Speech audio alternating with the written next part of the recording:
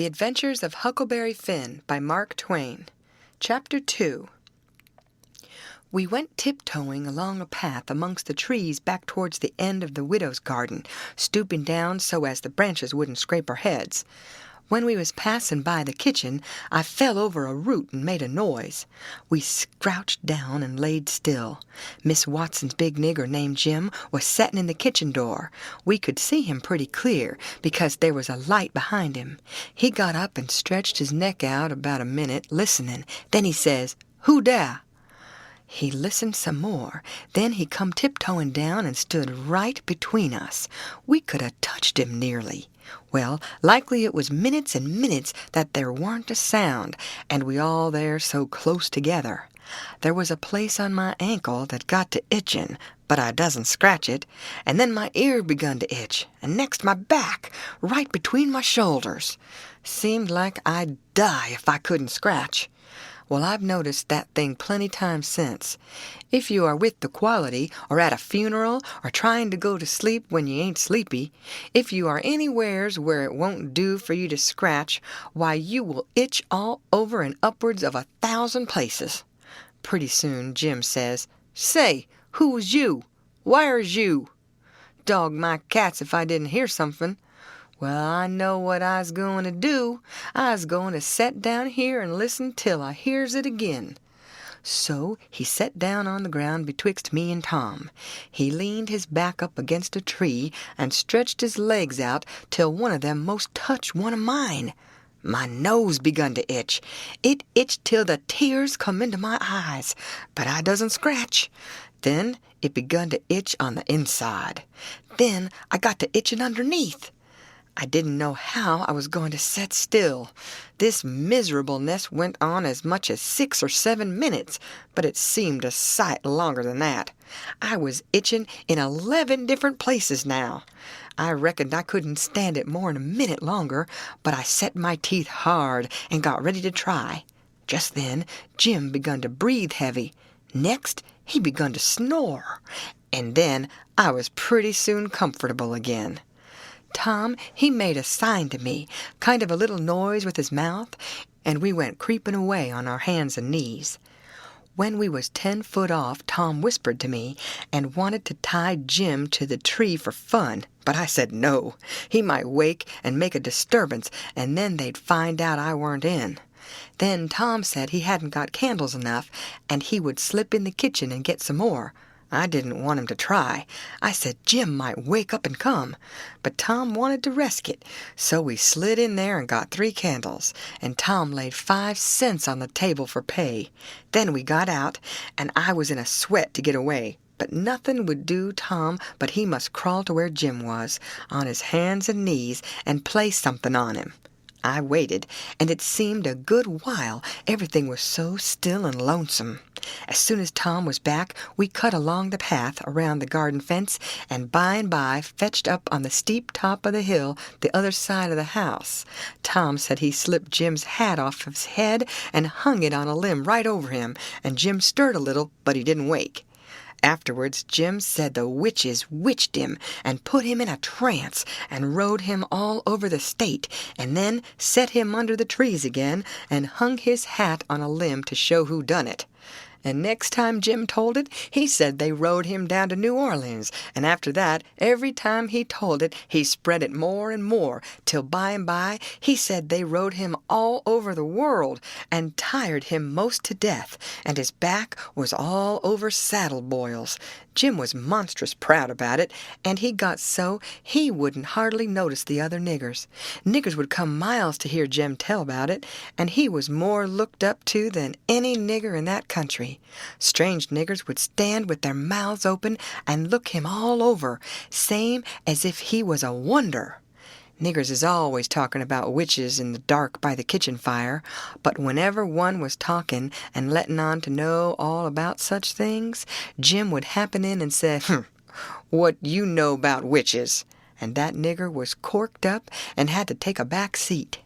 Jim always kept that 5-center piece round his neck with a string, and said it was a charm the devil gave to him with his own hands, and told him he could cure anybody with it and fetch witches whenever he wanted to just by saying something to it.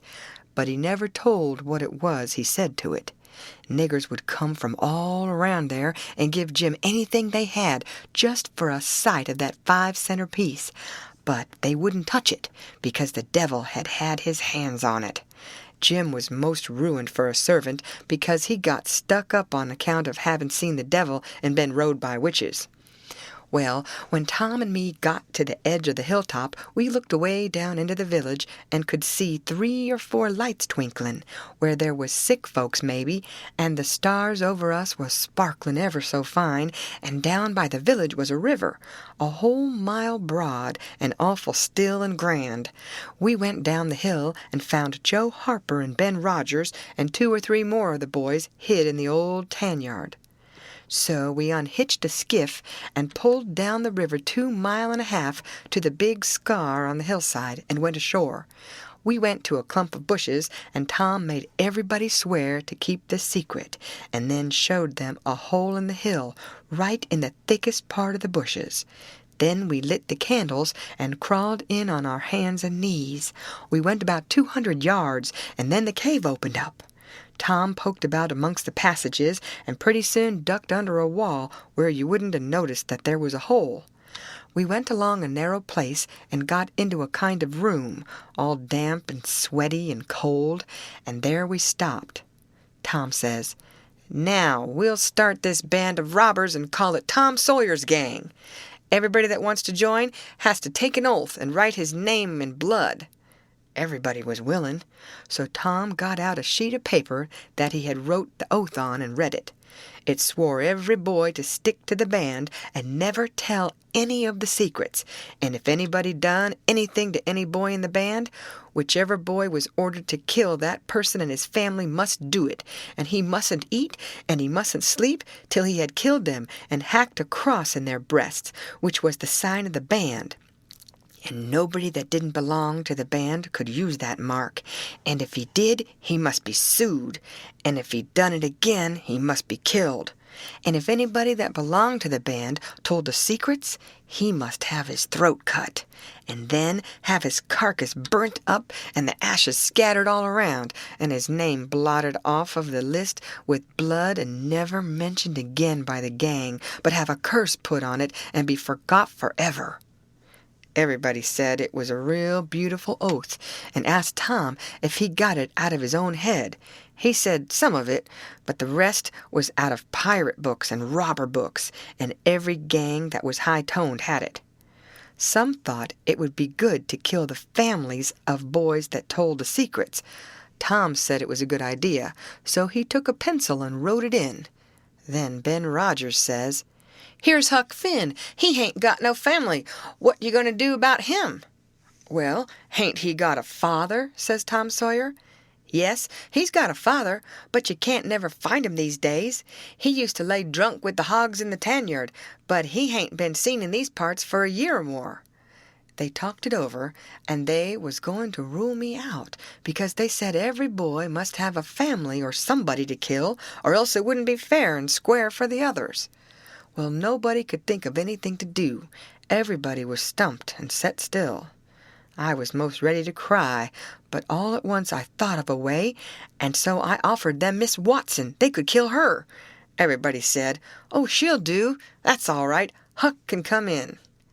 Then they all stuck a pin in their fingers to get blood to sign with, and I made my mark on the paper. "Now," says Ben Rogers, "what's the line of business of this gang?" "Nothing, only robbery and murder," Tom said. "But who are we going to rob? Houses or cattle or—" "Stuff! Stealing cattle and such things ain't robbery, it's burglary," says Tom Sawyer. "We ain't burglars. That ain't no sort of style. We are highwaymen. We stop stages and carriages on the road with masks on and kill the people and take their watches and money. Must we always kill the people? Oh, certainly, it's best. Some authorities think different, but mostly it's considered best to kill them, except some that you bring to the cave here and keep them till they're ransomed. Ransomed? What's that? I don't know, but that's what they do. I've seen it in books, and so, of course, that's what we've got to do. But how can we do it if we don't know what it is? Why, blame it all, we've got to do it. Don't I tell you it's in the books? Do you want to go to doing different from what's in the books and get things all muddled up? Oh, that's all very fine to say, Tom Sawyer, but how in the nation are these fellows going to be ransomed if we don't know how to do it to them? That's the thing I want to get at. Now, what do you reckon it is? Well, I don't know, but perhaps if we keep them till they're ransomed, it means that we keep them till they're dead. Now, that's something like. That'll answer. Why couldn't you said that before? We'll keep them till they're ransomed to death, and a bothersome lot they'll be, too, eating up everything and always trying to get loose. How you talk, Ben Rogers. How can they get loose when there's a guard over them ready to shoot them down if they move a peg? A guard? Well, that is good. So somebody's got to set up all night and never get any sleep just so as to watch them. I think that's foolishness. Why can't a body take a club and ransom them as soon as they get here? Because it ain't in the books, so that's why. Now, Ben Rogers, do you want to do things regular or don't you? That's the idea. Don't you reckon that the people that made the books knows what's the correct thing to do? Do you reckon you can learn 'em anything? Not by a good deal. No, sir. We'll just go on and ransom them in the regular way. All right, I don't mind, but I say it's a fool way anyhow. Say, do we kill the women too? Well, Ben Rogers, if I was as ignorant as you, I wouldn't let on. Kill the women? No. Nobody ever saw anything in the books like that. You fetch them to the cave, and you're always as polite as pie to them, and by and by they fall in love with you and never want to go home any more. Well, if that's the way, I'm agreed, but I don't take no stock in it. Mighty soon we'll have the cave so cluttered up with women and fellows waiting to be ransomed that there won't be no place for the robbers. But go ahead, I ain't got nothing to say. Little Tommy Barnes was asleep now, and when they waked him up, he was scared and cried and said he wanted to go home to his ma and didn't want to be a robber any more. So they all made fun of him and called him Crybaby, and that made him mad, and he said he would go straight and tell all the secrets. But Tom give him 5 cents to keep quiet and said we would all go home and meet next week and rob somebody and kill some people. Ben Rogers said he couldn't get out much, only Sundays, so he wanted to begin next Sunday. But all the boys said it would be wicked to do it on Sunday, and that settled the thing. They agreed to get together and fix a day as soon as they could, and then we elected Tom Sawyer first captain, and Joe Harper second captain of the gang, and so started home. I clumb up the shed and crept into my window just before day was breaking. My new clothes was all greased up and clayey, and I was dog-tired. End of chapter. Read by Lorraine Montgomery for Lit2Go on the web at fcit.usf.edu.